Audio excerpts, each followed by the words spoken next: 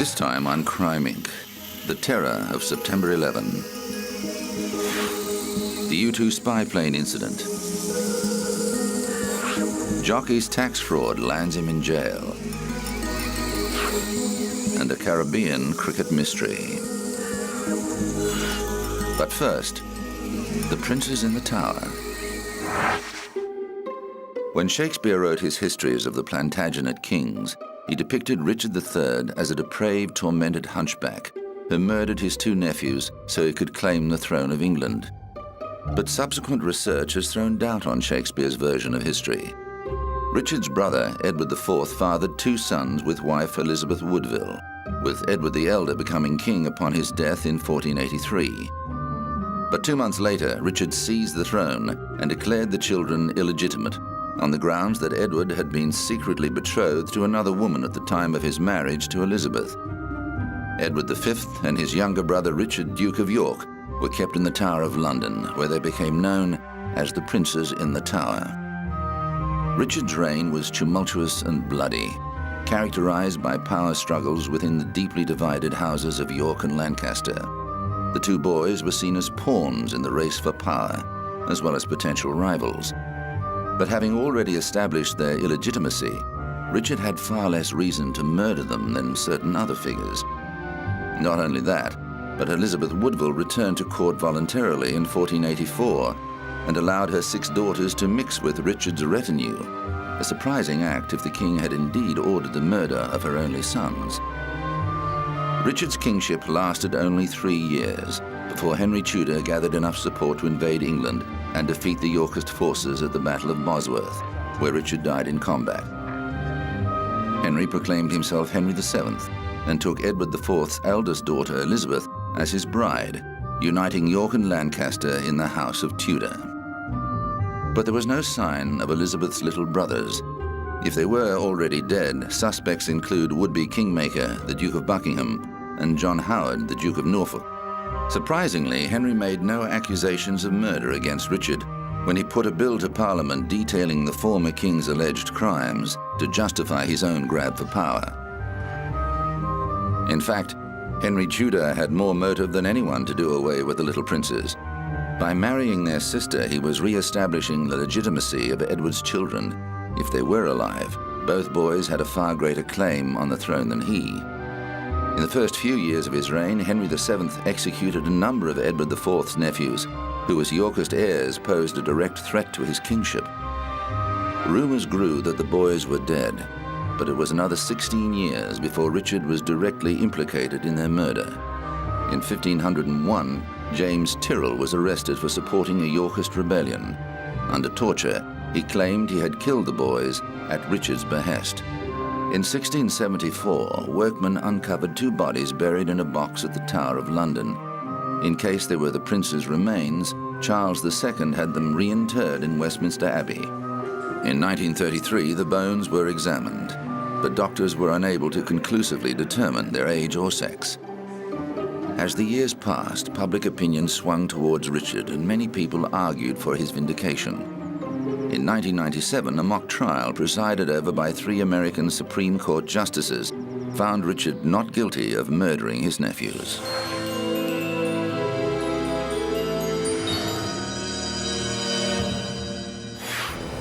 For many years, the landmark Twin Towers of New York's World Trade Center were the pride of the city, a hub of American power and a symbol of the country's economic dominance. But on September the 11th, 2001, this world came crashing down when terrorists attacked both the towers in New York and the Pentagon in Washington, D.C. The first sign of trouble was the smoke that billowed from the North Tower at 8:45 a.m. after American Airlines Flight 11 from Boston ripped a huge hole in the building, setting it ablaze. New Yorkers realized it wasn't just a horrible accident when another airliner, United Airlines Flight 175 from Boston, careered into the side of the South Tower. Both buildings quickly became infernos, with trapped people yelling for help. Many opted to leap to their death rather than die in the fire. News cameras broadcast the attacks live around the world to a stunned audience. 40 minutes later, American Airlines Flight 77 crashed into U.S. military headquarters at the Pentagon, killing 184 people. Emergency crews raced to secure the scene and evacuate thousands of workers. A fourth hijacked jet crashed into a field in Somerset County, Pennsylvania. It was later discovered that passengers and crew had heard of the other attacks and chose to take on the hijackers, who deliberately crashed the aircraft when they realized they were about to be overpowered. It was later revealed that the flight was en route to the Capitol building in Washington, D.C., America's seat of power. Back in New York, emergency services scrambled to help the injured. People watched the scenes unfolding in disbelief, astounded that their city could be the target of such an act. As people stranded above the impact point realized they might not escape, hundreds of poignant emails, texts, and phone calls were sent to loved ones. Those who could made their way down the emergency stairs, descending as many as 80 levels to reach the ground. The smell of jet fuel scorched their throats, and the exhausting journey took almost an hour from the top levels. They were met by rescuers going up the stairs to help survivors on the upper levels. The structural damage to the buildings was so intense that at 10:05 a.m. the South Tower of the World Trade Center collapsed, producing a massive cloud of dust and debris. Hundreds of rescue workers were buried. 20 minutes later, the North Tower collapsed, releasing an enormous billow of debris and smoke that blanketed downtown Manhattan and forced people to flee for their lives. Bewildered and bloody, survivors staggered from the scene while emergency services battled to rescue survivors. But the danger wasn't over. The 47-story 7 World Trade building collapsed at 5:20 that afternoon. America was plunged into shock. How could several planes be hijacked at the same time? Who was responsible for carrying out the attacks? And why would anyone set out to kill and injure so many innocent people? U.S. authorities identified the hijackers as supporters of Osama bin Laden's al-Qaeda network, blamed for attacks on American interests around the world, from embassies in Africa to the USS Cole in Yemen.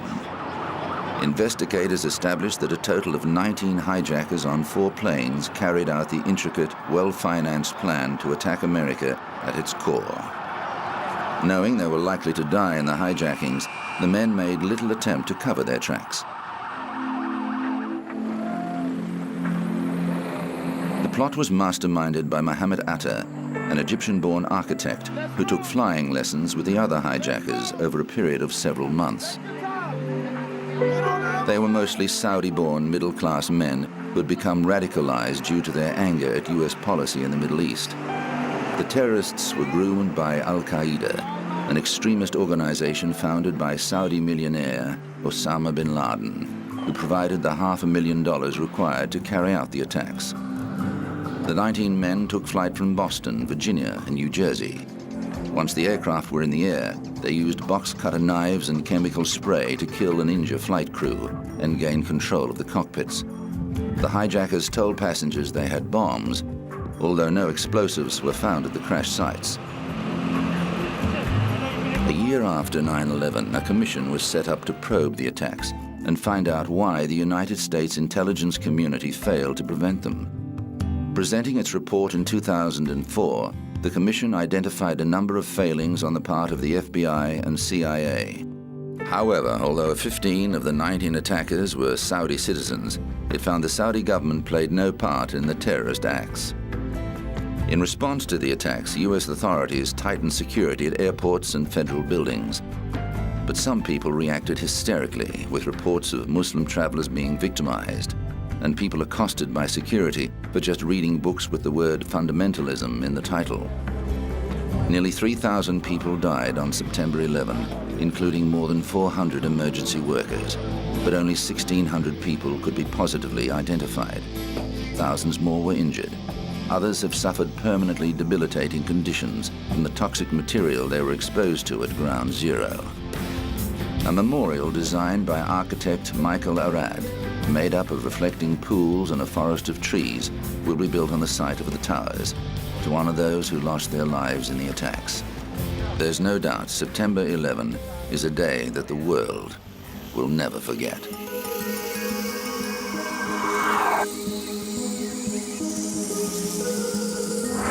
Coming up, high-level spying.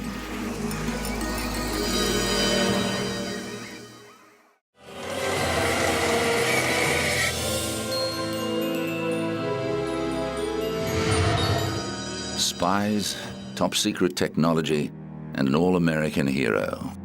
The U-2 spy plane incident was the quintessential Cold War story, and it rocked US-Soviet relations for decades.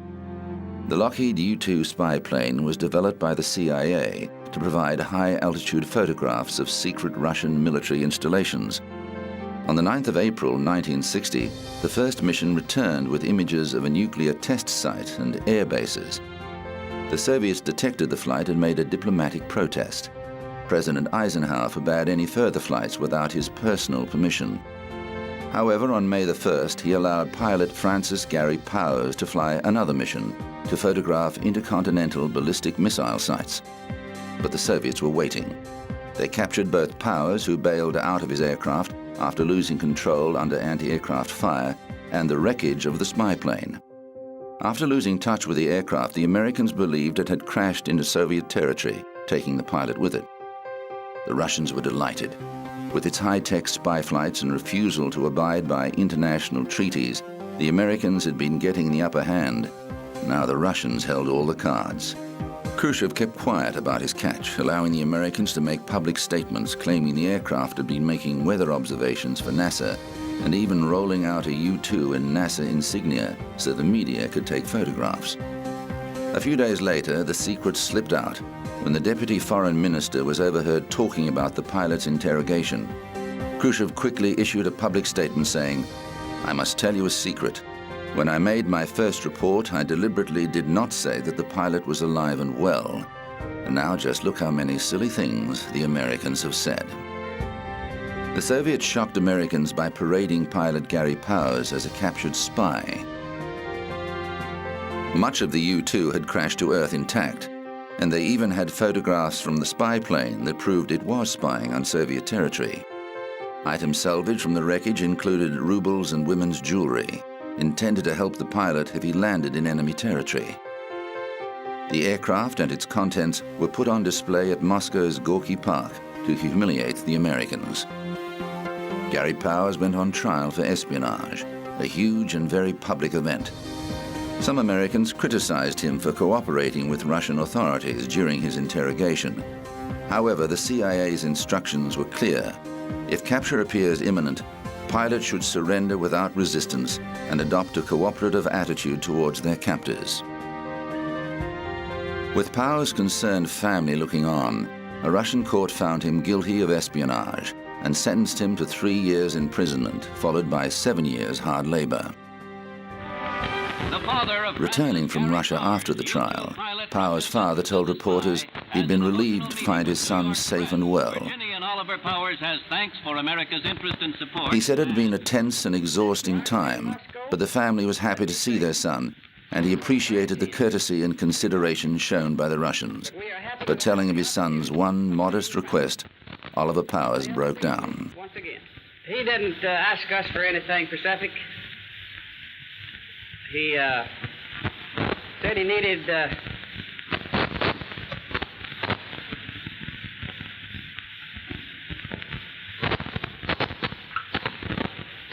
warm clothing for winter.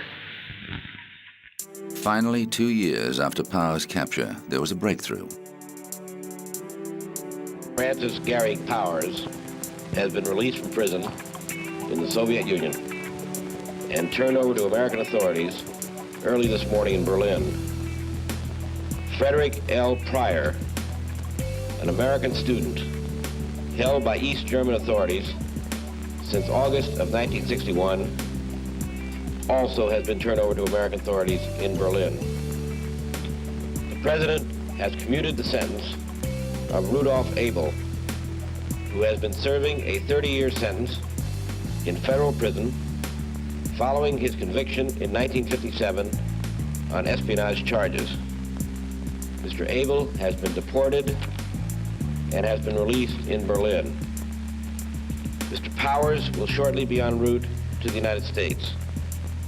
He will have an opportunity to meet privately with his family and will be interviewed by appropriate United States government officials. In 1957, British-born Soviet spy Rudolf Abel returned to Moscow, and his family wrote Powers' parents a letter of thanks that was published in a Russian newspaper.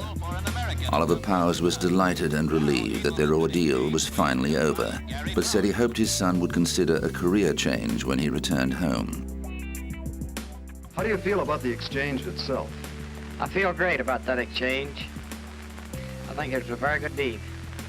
What are your own views about flying at this point? Would you like to see him do any more? I'd rather he'd quit that and not get above the second story. Powers' wife Barbara was equally happy. Oh, well, you just don't know. It's wonderful. Mrs. Powers, how did you first get word this morning? What form did it take? Well, a representative from the president called me. He told me that my husband was on his way home. And I almost fell out. I was so happy. Was this the first word that you had had? Yes. This then came as a complete surprise to you. Oh, my goodness. I just cried for joy, and I still am. Powers was interviewed by a Senate committee when he returned, which found he'd behaved in an exemplary fashion and acquitted himself as a fine young man under dangerous circumstances. Powers died in 1977 in a helicopter crash, and 40 years after the U-2 spy incident, his family was presented with a Prisoner of War Medal, a Distinguished Flying Cross, and a CIA Director's Medal. Today, the remains of the U-2 wreck can be seen at the Central Museum of Armed Forces in Moscow, a permanent reminder of one of the most riveting episodes of the Cold War.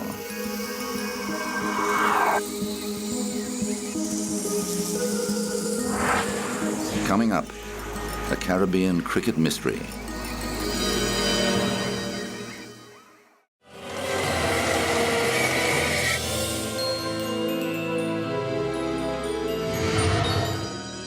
In 1961, Lester Piggott's wedding to Susan Armstrong was front-page news.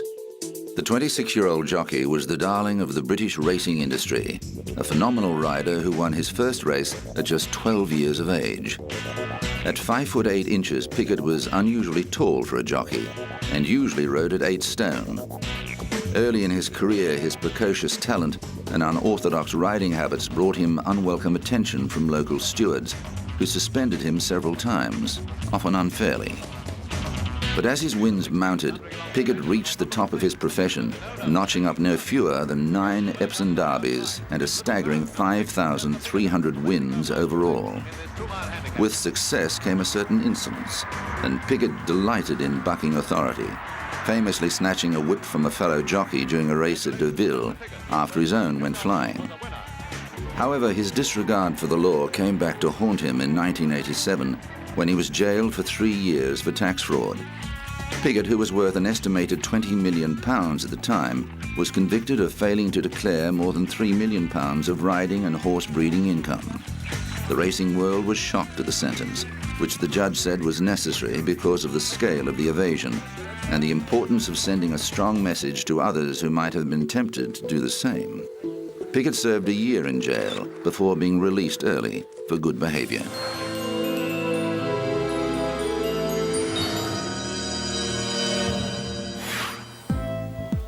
Cricket legend Bob Woolmer excelled throughout his career, first as a world-class batsman, then as one of the world's greatest coaches. But his death on the 18th of May 2007 left authorities mystified. The 58-year-old Briton was found unconscious in his hotel room the day after his team, Pakistan, had been unexpectedly eliminated from the Cricket World Cup. The pathologist report states that Mr. Woolmer's death was due to asphyxia as a result of manual strangulation.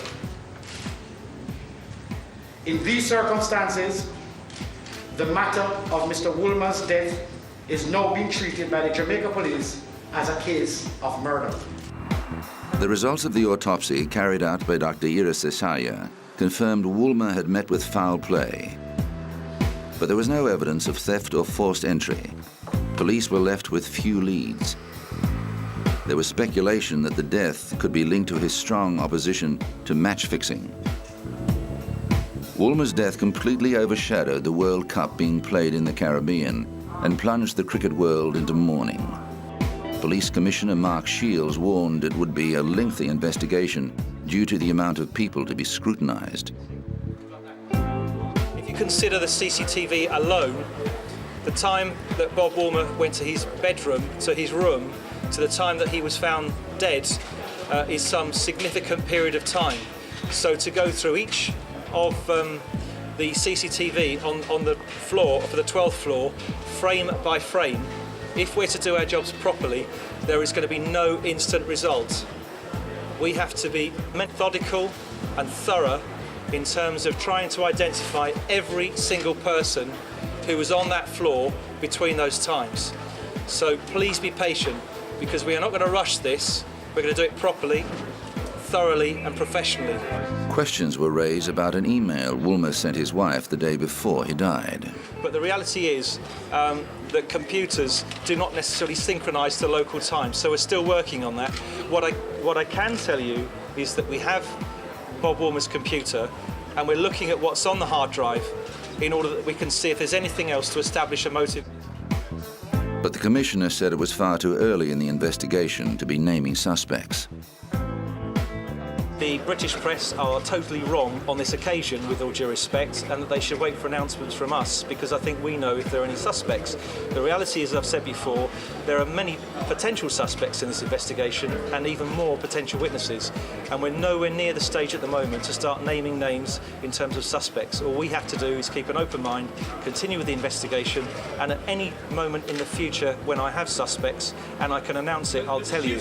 It would take some force, because Bob was a large man, and therefore it would have taken some significant force in which to subdue him and cause strangulation. But of course we do not know at this stage how many people were in the room. You're suggesting that there might be, sorry, follow-up, you're suggesting there might be more than one person involved? As the press statement said, yes, it could be one or more people that were involved in this murder. Officials urged anyone with information to come forward, while a local journalist said he believed the murderer was definitely someone known to Woolmer, as the hotel room was highly secure. This is a very busy hotel, which at the time of Bob's murder was fully occupied. There are many members of staff, guests, other officials and visitors who were in the hotel, and I'm absolutely positive that on Sunday evening after the game against Ireland, somebody or some people have some vital information that they should give to us by calling the number that was mentioned earlier on. It has very serious implications for Jamaica, given our reputation, our high crime rate, our reputation for a lot of murders. But the comforting thing to me is that from a layman's point of view, it seems to have been somebody who was close to Mr. Woolmer, or persons who were close to Mr. Woolmer, who carried out this dastardly act. There was no sign of forced entry. None of his belongings were missing, so that says a lot to me. Knowing the Pegasus, it takes someone with a security card to get onto our floor. So it had to be someone who knew Mr. Woolmer, who he let into his room, that did this act. However, as the investigation progressed, doubt grew about the circumstances of Woolmer's death. A British forensic expert found that the cricket coach had died of natural causes, but a jury convened for his inquest in November 2007 gave an open verdict, refusing to rule out the controversial strangulation theory.